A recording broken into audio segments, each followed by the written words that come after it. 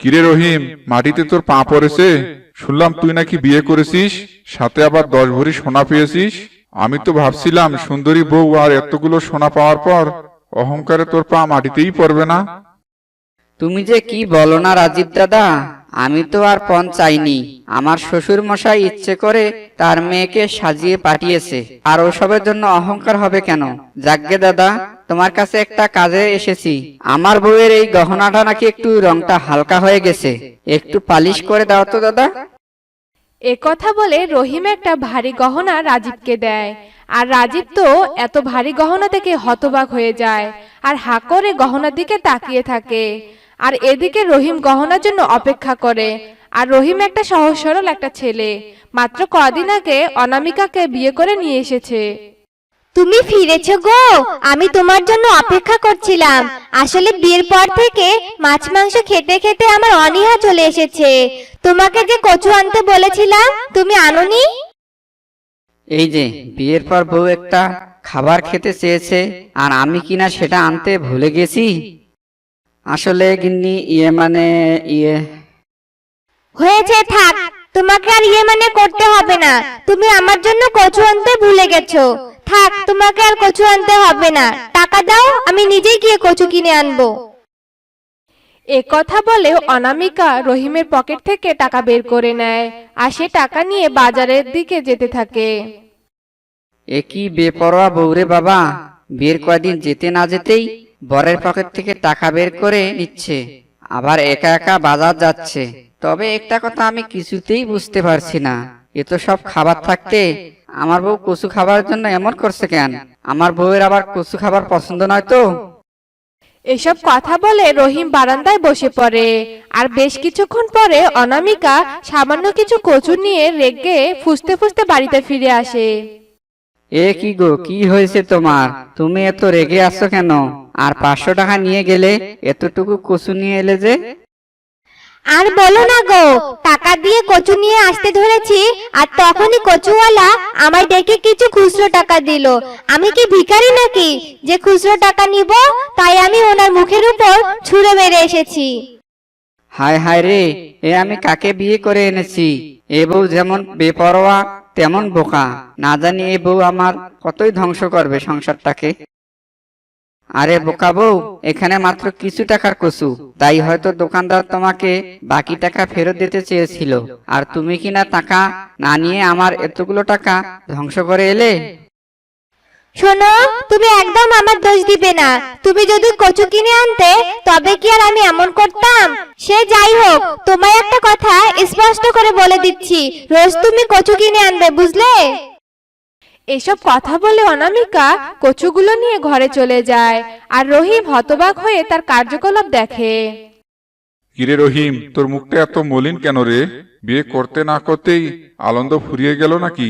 তা বলছি, কি নিয়ে এত মন খারাপ বলতো শুনি।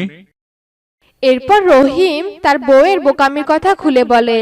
আর রহিমের মুখে এসব কথা শুনে দোকানদার রাজীবের মাথায় একটা শয়তানি বুদ্ধি আসে। আরে বাহ, রহিম তো একটা ভালো কথা শোনালো আমায়। ওর বউ কিনা কচু পাগলা বউ।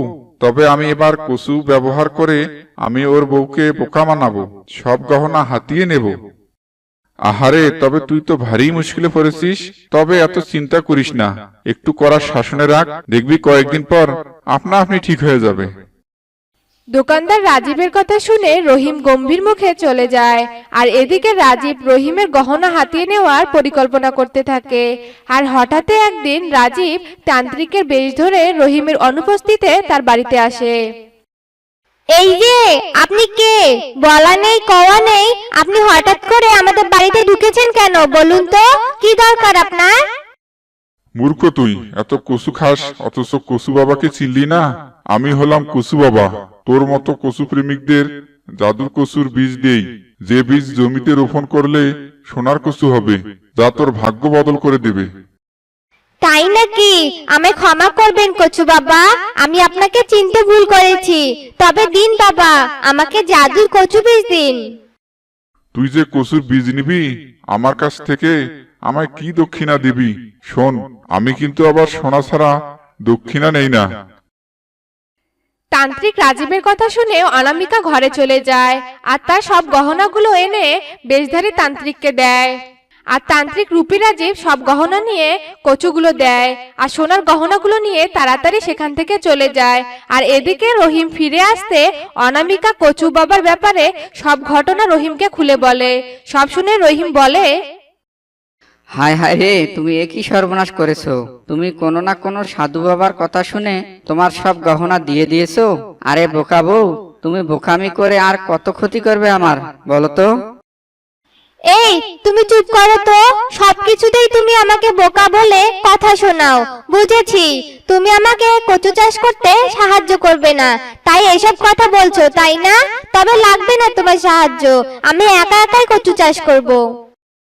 এরপর অনামিকা তার কথা মতোই একা একা কচু চাষের জন্য প্রস্তুতি নেয় আর একাই জমি প্রস্তুত করে, জমিতে কচু বীজ রোপণ করে আর জমির পরিচর্যা করতে থাকে। আর তখনই রাজীব সে পথ দিয়ে যাচ্ছিল। বোকা বউয়ের কচু চাষ, তবে রহিমের বউ এমন পরিশ্রম করাই হবে। সোনার কচু তো দূরে থাক, সাধারণ কচুও ফলবে না। তবে আসলেই রহিমের বউ একটা বোকা, নয়তো আমি কি এভাবে বোকা বানাতে পারি? এসব কথা বলে দোকানদার রাজীব চলে যায়। তার কিছুদিন পর রহিম হাতে সোনার কচু নিয়ে রাজীবের কাছে বিক্রি করতে যায়। একই কাণ্ড রহিম, তুই সোনার কচু কোথায় পেলি? তোর বউ আবার সোনার গহনা পাশাপাশি সোনার কচু নিয়েও এসেছিল নাকি রে? না গো রাজীব দাদা, তেমনটা নয়। আমার বোকা বউ এই তো জমিতে সোনার কচু ফলিয়েছে। আমিও তো বউকে প্রথমে ভীষণ বকেছিলাম, তারপর দেখি জমিতে সত্যিই তো সোনার কচু হয়েছে। এরপর রহিম কচু বাবার ব্যাপারে সব কথা রাজীবকে খুলে বলে। আর রহিমের কথা শুনে তো রাজীব অবাক হয়ে যায়। এইসব কি ঘটছে? আমি তো কচু বাবা সেজে রহিমের বউকে স্বাভাবিক কচুর বীজ দিয়ে এলাম, আর সেই বীজ থেকে নাকি সোনার কচু হলো। ব্যাপারটা তো কিছুই মাথায় ঢুকছে না। এরপর রাজীব সত্যি সত্যি পরখ করার জন্য রহিমের জমির ধারে যায় আর দেখে সত্যি সত্যি রহিমের জমিতে সোনার কচুতে ভরে গেছে। একই দেখছি, সত্যিই তো সোনার কচু হয়েছে, কিন্তু এসব কি করে সম্ভব? রাজীবের কথা শেষ হতে না হতেই সেখানে প্রকৃতি দেবী প্রকট হয়। সম্ভব, সবই সম্ভব। বাসা, এতে আমার স্বয়ং হাত আছে। তুই শয়তানি করে একটা অসহায় মেয়েকে বোকা বানিয়ে দিয়েছিলি।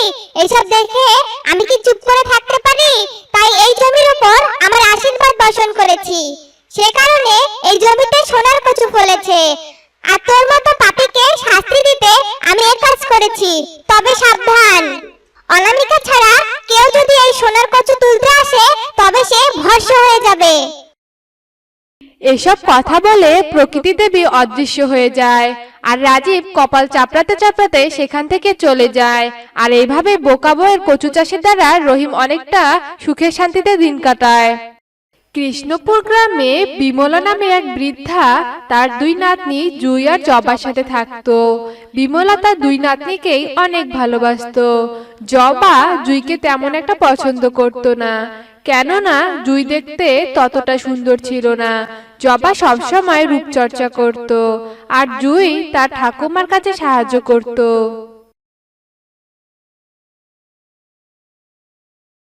কি রে জবা, মুখে এসব কি মেখেছিস? হ্যাঁ, সারাদিন শুধু মুখে ছাইপাশ লাগাস, একটু কাজ করলেও তো হয়। ঠাকুমা, এগুলোকে রূপচর্চা বলে, বুঝেছো? আর আমি মুখে মোটেও ছাইপাশ লাগাইনি, এগুলো বেসন, বুঝলে? তুমি এসব বুঝবে না, তাই আমি ওইসব কাজ টাজ করতে পারবো না। কাজ করলে আমার ত্বক নষ্ট হয়ে যাবে, আর কাজ করার জন্য তো তোমার আদরের নাতনি জুই রয়েছে। তোর সাথে আমার কথা বলাই ভুল হয়েছে, তুই কর তোর রূপচর্চা। জুই, জুই, দিদি ভাই, এই দিদি ভাই, কোথায় গেলি রে? ঠাকুমা, ডাকছিলে আমায়? কি হয়েছে বলো? এ কি রে দিদি ভাই, মুখে কালি লেগে আছে তো। ও কিছু না ঠাকুমা, আসলে রান্না করছিলাম তো, তাই হয়তো কালি লেগে আছে। তোর মুখের সাথে কালোই মানায়, ভালোই লাগছে তোকে। তোর মতো রূপহীন আনস্মার্ট মেয়ে কি করে যে আমার বোন হয় ভেবেই পাই না। জবা, একদম ওর সাথে এভাবে কথা বলবি না, বুঝলি? ওর মতো লক্ষ্মী মেয়ে আর একটাও হয় না। ঠাকুমা, তুমি বোনকে এভাবে বলো না। সত্যি তো বোন দেখতে কত সুন্দর আর কত স্মার্ট। হয়েছে হয়েছে, থাক, আমি জানি আমি সুন্দর, তোকে বলতে হবে না। এই বলে জবা সেখান থেকে রাগ করে চলে যায়। এভাবে তাদের দিন কাটতো। জুই তার ঠাকুমার সাথে কাজ করত। তাদের এক টুকরো জমি ছিল, যেখানে বিমলা আর জুই কাজ করত, আর তাই দিয়ে তাদের সংসার চালাতো। একদিন জবা তার ঠাকুমাকে এসে বলে, ঠাকুমা, ও ঠাকুমা, আমি একজনকে পছন্দ করি আর তাকেই বিয়ে করতে চাই। আমি আর তোমাদের সাথে ভাঙ্গাচুরা বাড়িতে থাকবো না।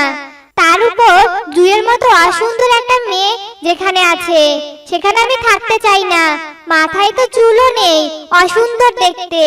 তাই আমি ঠিক করেছি আমি আজকেই চলে যাব।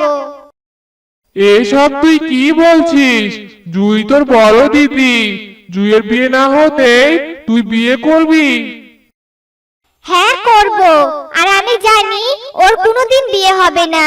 কে বিয়ে করবে ওকে? আর ওর জন্য আমি কুমারী থাকবো নাকি? পারবো না, আমি এক্ষুনি চলে যাব। আর নিলয় অনেক ধনী, ওখানে আমি ভালোই থাকবো। এ বলে জবা সেখান থেকে চলে যায়। আর জুই এসব কথা শুনতে পায়, আর তার এসব শুনে অনেক কষ্ট লাগে। আর সে কাঁদতে কাঁদতে সেখান থেকে চলে যায়। জুই কাঁদতে কাঁদতে জঙ্গলে চলে আসে। আমি যে কেন জন্ম নিয়েছিলাম? আমার জন্য বোনের এত সমস্যা, আমি আর বাঁচতেই চাই না। হ্যাঁ, আমি যদি আর না থাকি তবে কোনো সমস্যাই হবে না। এ বলে জুই হাঁটতেই থাকে। আর হঠাৎ সে একটা নদী দেখতে পায়।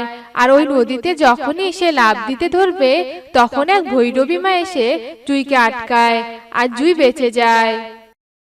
কি হয়েছে তোমার? তুমি মরতে চাইছিলে কেন? কান্না থামাও আর বলো তো, কি হয়েছে তোমার? কিসের জন্য তুমি মরতে চাইছিলে? বলো আমায়। এরপর জুই তাকে সব কথা খুলে বলে। এসব শুনে ভৈরবী মায়ের মনে অনেক মায়া হয়। তারপর সে জুইকে বলে, তুমি অনেক ভালো আর তুমি অসুন্দর, এতে তো তোমার কোনো দোষ নেই। তুমি ভেবো না, তোমাকে আমি সাহায্য করব। এই নাও এই বীজ। এই বীজ বড়ই অদ্ভুত, কেননা এই বীজ যদি তুমি মাটিতে রোপণ করো, তবে একদিন পর সেখানে কচু গাছ হবে, আর সেই গাছে ধরা থাকবে আনারস। কি বলছেন এসব? কচু গাছে আনারস? এ তো বড়ই আশ্চর্য। এটা কি করে সম্ভব? এটা সম্ভব। আমি 20 বছর সাধনা করে এই বীজ রপ্ত করেছি। এই বীজকে আমি অদ্ভুত করেই তৈরি করেছি। আমি মনস্থির করেছিলাম যে আমি এই বীজ কোনো ভালো মনের মানুষকে দিব। তুমি অনেক ভালো মনের মানুষ, তাই এই বীজ আমি তোমায় দিলাম। শোনো, তুমি যদি খালি পেটে আনারসের শরবত খাও, তবে তুমি অনেকটা সুন্দর হবে। আর আনারসের শরবত খাওয়ার 1 মিনিট পর তোমার মধ্যে একটা অদ্ভুত শক্তি কাজ করবে। তখন তুমি যা ছুবে তাই সোনা হয়ে যাবে। এবার তুমি বাড়িতে ফিরে যাও। এরপর জুই খুশি মনে বীজটা নিয়ে বাড়ি চলে যায়। আর বাড়িতে গিয়ে তার ঠাকুমাকে সবটা খুলে বলে। সব শুনে ঠাকুমা অনেক খুশি হয়। এরপর তারা দুজনে তাদের উঠোনে এই বীজটা রোপণ করে। আর একদিন পরেই সেখানে কচু গাছ হয়, যাতে আনারস ধরা ছিল। এ দেখে তো দুজনে ভীষণ খুশি হয়। এরপর জুই ভৈরবী মায়ের কথা মতো খালি পেটে আনারসের শরবত খায়, আর সঙ্গে সঙ্গে আগের থেকে অনেক সুন্দরী হয়।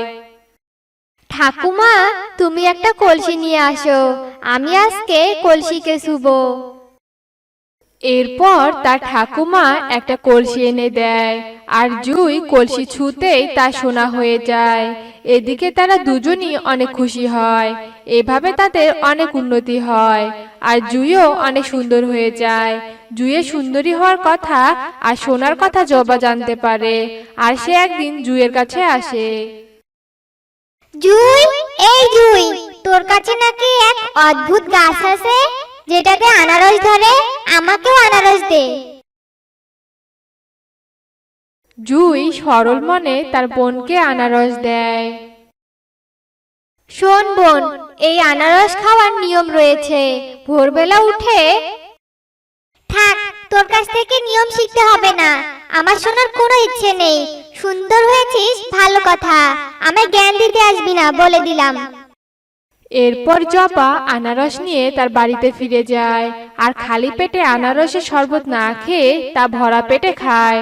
আর সাথে সাথে সে কুৎসিত হয়ে যায় আর তার মাথার চুলও গায়েব হয়ে যায়। এ দেখে জবা কাঁদতে শুরু করে। হায় হায়, এ আমার কি হয়ে গেল? আমি আগেই কত সুন্দর ছিলাম, আর এখন কি হয়ে গেলাম? আমাকে তো দিদি বলেছিল যে কিছু নিয়ম রয়েছে, আমি কেন সেগুলো শুনলাম না? আজ নিয়ম না শোনার জন্যই আমার এই অবস্থা হয়েছে। বেশি লোভের জন্যই আমি সুন্দর হতে গিয়ে আরো কুৎসিত হয়ে গেলাম।